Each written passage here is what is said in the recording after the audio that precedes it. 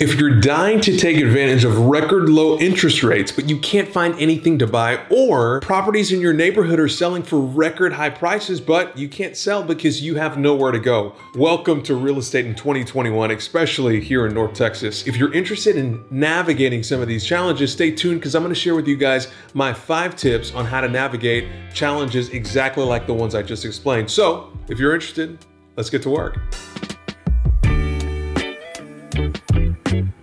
So before we get started today, I wanted to simply take a look at the history of real estate. You can go back 70 plus years and you'll see booms and you'll see busts. Every 10 years, every 8 years, there's always this big cycle in real estate. We're no different. Right now, we're experiencing just an incredible amount of demand for some single family properties. Who knows if that's simply just real estate timing? Who knows if the pandemic had anything to do with it? There's so many issues, but every year, every decade, there's always something about real estate. I wanted to create a quick video today to talk to you guys about how to take advantage of this particular market. There's a lot of people that are out there now, they're in better positions than they were when the market busted in the 2007 all the way to the 2010-11 range. Now you're in a position, you have a little more cash, you have a little more capital. How do you deploy it? Maybe you have a property that you've been in for years and you're looking to make a move. I want to share with you guys some tips and strategies of how to navigate based on your particular scenario. Okay, so for tip number 1, it's simply assessing your situation. There's a lot of people out there that may be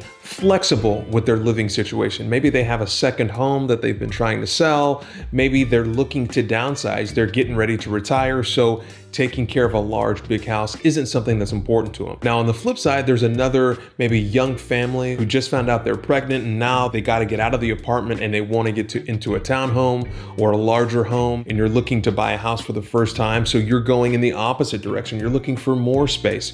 Then you have your investors, right? You have your people that are looking to invest in multifamily properties, whether that's a duplex, a fourplex, or even a small apartment complex. Then you have commercial real estate, the guys and gals that own big strip centers, big malls, big office buildings, and retail parks, warehouses and such. So there's so many different aspects and scenarios that real estate kind of touches and involves. So it's important for you to look at and see where you fall, because that's going to help determine what strategies and what moves you need to make this year in 2021 to take full advantage of this real estate market. Okay, so for tip number 2, you simply want to ask yourself a few more questions. Number 1, are you flexible in your living scenario? Are you looking to downsize, or are you looking to sell a rental property or multifamily investment? If the answer is yes to any of those, you're in a great position to make some money this year. With record low inventory, sellers have all the control in a negotiation aspect these days, especially when it comes to real estate. So if you answered yes to any of those questions, now's a great time to sell because buyers only have so much inventory to buy. Your property more than likely, if priced appropriately, can get more than asking price. In my career, very rarely do I see what's called an appraisal waiver, meaning somebody's going to waive the right to back out of a deal because a property can't appraise for what they're buying it for. In the last 3 months, I've done more appraisal waivers. I've seen more appraisal waivers than in my entire career. And what that tells you is there's so much demand for these properties at a crazy, astronomical price that buyers are now saying, hey, I know I'm overpaying for this house, that regardless of what the property appraises for, I'm still going to buy it. So if you're a seller and you're flexible, or you're trying to move a property, or maybe you inherited a property that you don't live in, now is absolutely the time to sell. To give you a clear example, let's say you bought a house 2 years ago for $300,000. You know, just with standard inflation, just with the market traditionally moving at the pace that it typically moves, that house 2 years later could probably be worth maybe $320,000, maybe $325,000. But in our scenario, in the market that we're in now, that $300,000 house, you can have a realtor or broker list that property probably for $330,000, $335,000 just based on sheer demand at the top of the market. But at $335,000, an appraiser could probably find some comps in the market to justify that $335,000 price. But we're in such a crazy time right now that that same property at the top of the market that's barely worth $335,000 is actually selling for even 10% over that astronomical list price. So imagine selling that property that you bought 2 years ago for $300,000 that should be worth anywhere from 320 to 325. Your agent lists it for 335. Great, you made an extra 10 grand because the market's crazy. We're seeing that exact same property sell for 375,000, right? We're talking 10% of the overall value of the property. That's what people are willing to pay for some of these properties. And in your scenario, that's $75,000 in profit that you could make on a property without having to do much to it. You know, I mean, we're not taking any value adds into account here. So simply buying it, holding it, and then, hey, things happen in a couple years. Now I'm in a position to sell, maybe making $75,000 on a $300,000 investment in less than 2 years. It's mind-boggling, but that's absolutely the world that we're living in right now. If you can relate to any of that, I recommend hiring the best broker in your town or your neighborhood, listing your property, list it at a reasonable price, and then just wait for the offers to come in. It's a small window. It's a small window of opportunity. I think a few more months, you could see the craziness that we're seeing now. So take advantage. Take advantage. We're talking thousands and thousands of dollars of extra value that you could line your pockets with, as opposed to waiting several months from now or even years. So for scenario number 3, we're going to focus on the person that needs to go up in size. So let's say you've been renting for several years and you're trying to buy your very first home, or let's say you have a home or you have a condo, but now your family's growing, so you're looking for more space. What should you do? So this scenario is absolutely trickier than the last because now you're the buyer, right? So the first bit of advice I could give you is to be extremely, extremely patient. Do not fall for some of the traps that I explained in the very last section.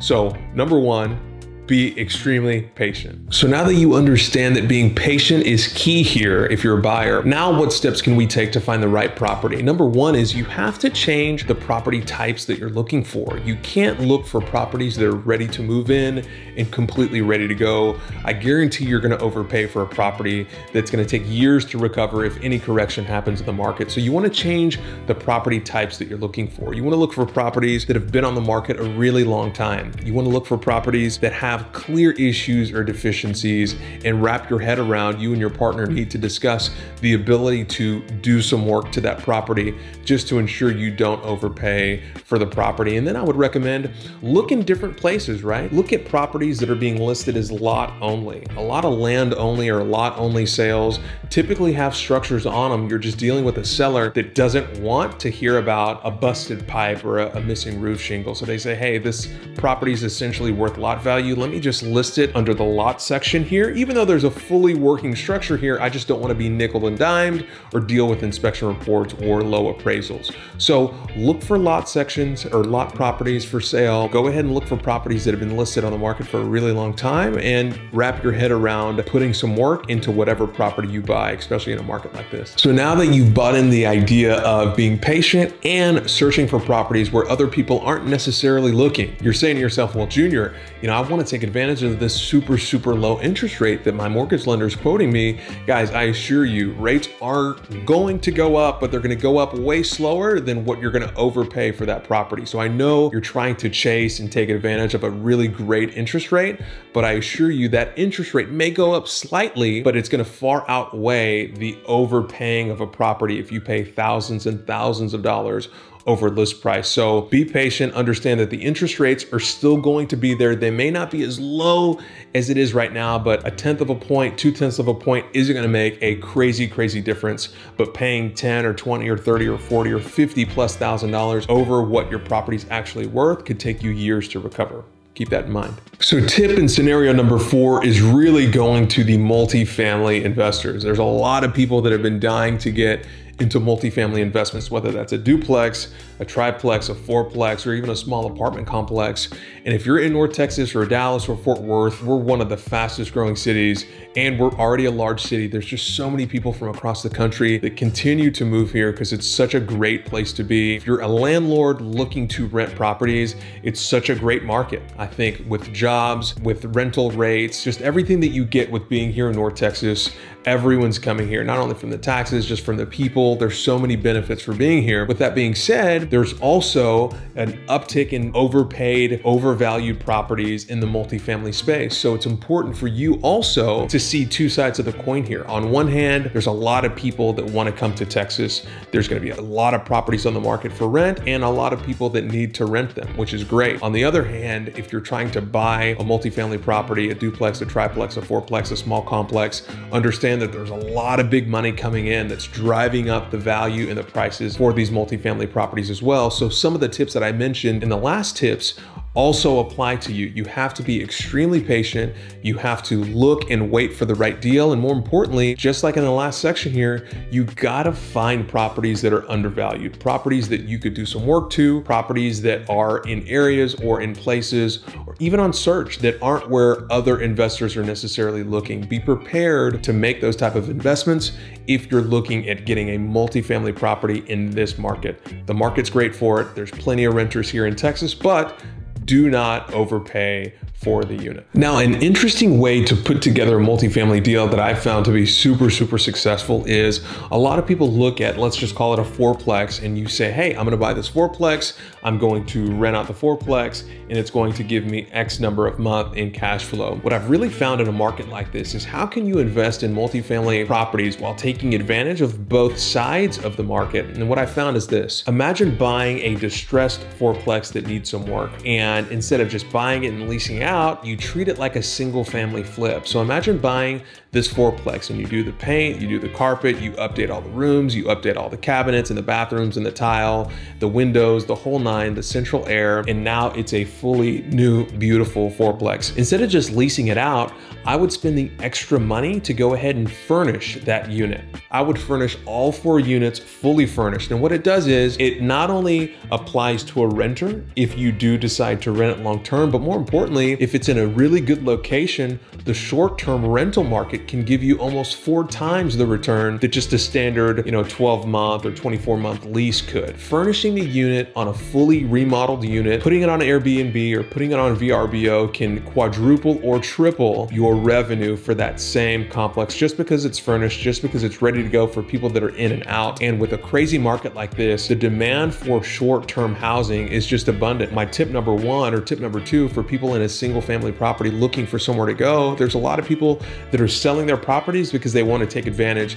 of the market. But before they buy something else, there's a short period of time where they have to rent another property. If you're getting in the multifamily game, I would recommend that you get a duplex or a fourplex or whatever it may be, remodel it, add some value like we discussed, but go ahead and furnish it. Go ahead and furnish it, because now somebody who's looking for just a place to stay for 2 months before they buy something else is gonna pay you 4 or 5 times what you could make by just renting out that room on a long-term lease. So keep some of those unique and flexible concepts in mind and try to take advantage of the market on both sides of the coin when it comes to multifamily. Hope that one helps. Okay, for our 5th and final scenario here, we're talking to our commercial property investors. Now, unfortunately, this is the most bleak of all the future outcomes here is our commercial real estate investors. Obviously, with COVID last year, everyone got used to working from home in some capacity. Obviously, there's some businesses that you have to have a real commercial space like a warehouse, or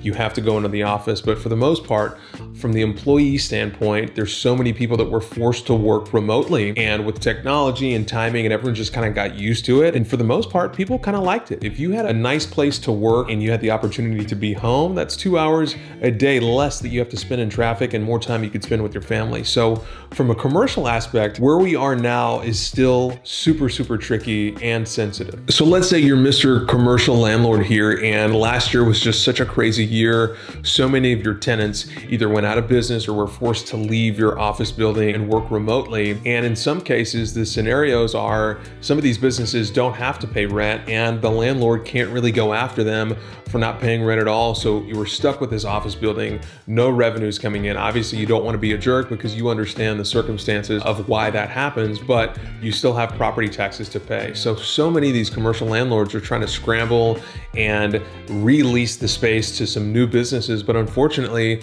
there's not too many new businesses that are saying, hey, I need 30,000 square feet of office space right now to house my 400 employees. That's just not the mindset and mentality of CEOs at the moment. So some of these commercial commercial landlords are, I mean, you're gonna see a lot of these for lease signs. I would encourage you to drive down some business districts in your town or your city and take a look. You're gonna see a lot of for lease signs, and I guarantee those for lease signs are gonna turn into for sale signs just because the landlords can't afford to pay commercial property taxes with no tenants and no tenants on the horizon. So that leads to the opportunity in the commercial space. Let's say you're a business and you're trying to buy your own warehouse, or you're an owner-occupied business and you want to occupy the commercial building that you're interested in. Maybe not this year, but next year, I guarantee all those for lease signs are going to turn to for sale signs. So there may be a good opportunity for you and your company to go ahead and buy one of these commercial assets. You're going to cut what you're paying in rent in half, and you own the building as opposed to renting it from somebody else. But